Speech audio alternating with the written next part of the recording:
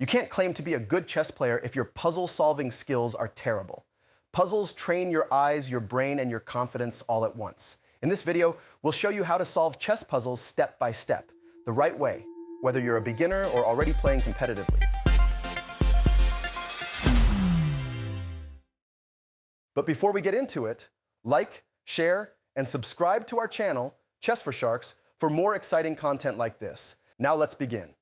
Chess puzzles are one of the most powerful tools for improving your game, yet they're also one of the most misunderstood. Many players solve puzzles every day, yet still wonder why they keep missing tactics in real games. Here's how to solve chess puzzles properly in a way that actually translates into better decisions, sharper vision, and more confidence when you're playing real games. A chess puzzle is usually a position taken from a real game, frozen at a critical moment. One side has a clear idea available. It might be checkmate, it might be winning material, it might be saving a bad position, or it might be converting an endgame. The key thing is that there is logic behind the solution. There is a reason the move works. Unlike a normal game, where several moves might be playable, puzzles demand accuracy. Most of the time, there's only one move or one idea that truly works. Other times, it's about the most efficient solution. That's why puzzles are so valuable. They force you to confront your thinking process. Many players don't improve because they never train how to calculate. They play games, blunder pieces, miss tactics, and move on to the next game without understanding what went wrong. Puzzles slow you down. They force you to sit in a position and ask real questions. What's happening here? What's the threat? What's the opportunity? When you solve puzzles consistently and correctly, something interesting happens. You start seeing the board differently. Patterns jump out at you, but that only happens if you solve puzzles the right way. The moment you see a chess puzzle, the first thing you should do is pause. Just pause and look at the board as a whole. Take in the position like a picture. Ask yourself what the material situation looks like. Who's ahead? Who's behind? Is one king exposed? Are there any pieces hanging or poorly defended? Whose move is it? This stage is about understanding context. You can't find a good solution if you don't understand the problem.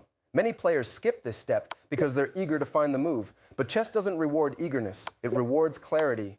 Once you understand the position, the next step is to identify the objective. Every puzzle has a goal, even if it's not written explicitly. Sometimes it's obvious, like mate in 2. Other times, you have to infer it from the position. Ask yourself what the position is asking of you. Are you attacking? Are you defending? Are you trying to simplify into a winning endgame? Are you trying to save a draw? Having a clear objective focuses your thinking. It gives your calculation direction. Without a goal, you're just moving pieces in your head with no destination in mind. After you've identified the objective, this is where the real work begins. You start looking for forcing moves. In chess puzzles, the correct solution is very often built around forcing ideas. Forced moves do not necessarily refer to only possible moves, but also moves that are the most logical, where alternate moves are certainly and almost completely losing. Checks, captures, and threats dominate tactical positions because they limit the opponent's responses. Checks are powerful because the opponent must respond immediately. Captures reduce material and often open lines. Threats create problems that can't be ignored. When you're solving a puzzle, always ask yourself what forcing moves are available in the position. Even if they don't work, they deserve your attention first.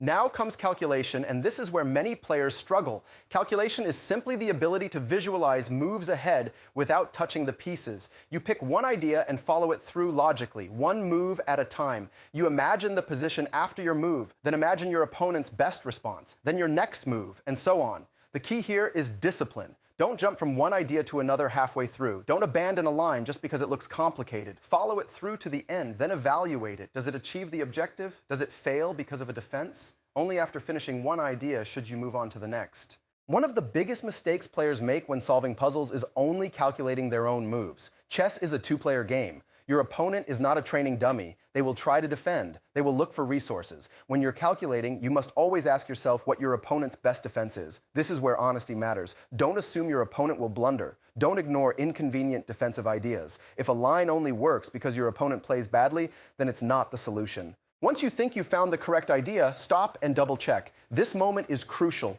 Ask yourself if the move is truly forcing. Ask yourself if there's a hidden defense you missed. This habit of double-checking is one of the most valuable skills puzzles teach you because it carries directly into real games. Now let's talk about the different kinds of puzzles you'll encounter, because understanding the type of puzzle helps guide your thinking.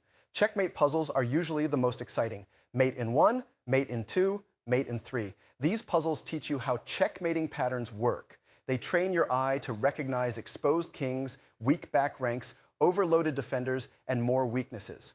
When you solve mating puzzles regularly, you start spotting mating threats instinctively during games. Material winning puzzles are just as important. These are the ones where you win a piece, a rook, or even a queen through tactics. They teach you to recognize forks, pins, skewers, discovered attacks, and deflections. These puzzles are especially valuable because material advantages win games. A single tactic can completely change the course of a match. Defensive puzzles are often overlooked, but they're incredibly important. Not every position you face will be comfortable. Sometimes you'll be worse. Sometimes you'll be under attack. Defensive puzzles teach you how to find resources when things look bleak. They show you how to use perpetual checks, stalemate ideas, and active defense to save games that seem lost. Endgame puzzles are a different kind of discipline altogether. Here, tactics take a back seat to precision. A single tempo matters. One careless move can throw away a win or a draw. Endgame puzzles teach you about opposition, zugzwang, promotion races, and king activity. They remind you that chess doesn't end when queens come off the board. Now, solving puzzles alone is not enough. How you practice matters just as much as how often you practice. If you really want to get better, try to solve puzzles without moving the pieces. This strengthens your visualization and mirrors real game conditions. Write down your solution before checking the answer, even if it's just in your head. This forces commitment and clarity. Consistency beats volume every time.